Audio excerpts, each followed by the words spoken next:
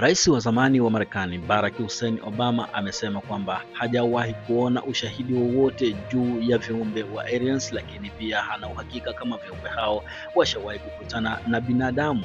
Kauli hiyo ya Rais Barack Obama inakuja kama sehemu ya kufafanua kile ambacho kinasambaa kwenye mitandao ya kijamii kama sehemu ya kipande cha mahojiano yake na mwandishi Brian Taylor Cohen aliyemuuliza swali, je, ni kweli kwamba viumbe aina ya aliens wanaishi?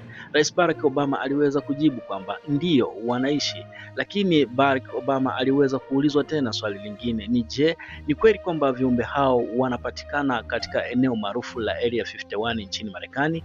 Rais Barack Obama aliweza kusema hapana, sina uhakika. Kwa kumnukuu Rais Barack Obama aliweza kueleza kwamba nilikuwa nikijaribu kushikamana na kile ambacho kilikuwa kikiulizwa na mwandishi Brian Cohen, kushikamana ambako kulikuwa katika mfumo wa imani, lakini kwa sababu kile ambacho nilichokuwa nikijaribu kujibu kimeweza kuzua maswali mengi kwenye mitandao ya kijamii, wacha nikifafanue kwa takwimu.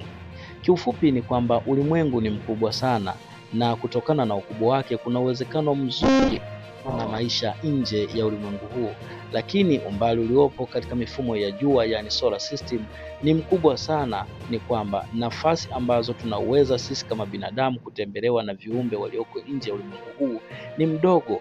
Na mimi nikiwa rais wa Marekani sikuona ushahidi wakati wa urais wangu kwamba viumbe vya nje vinaweza kuwasiliana na sisi kama binadamu. Aidha, usiri na unyeti wa taarifa za Area 51 kama sehemu ya siri ya kufanyia majaribio kipindi cha vita ya baridi katika eneo la jangwa la Nevada limekuwa likiongeza hali ya taharuki na kuenea kwa taarifa potofu juu ya uwepo wa viumbe wasiojulikana katika eneo hilo.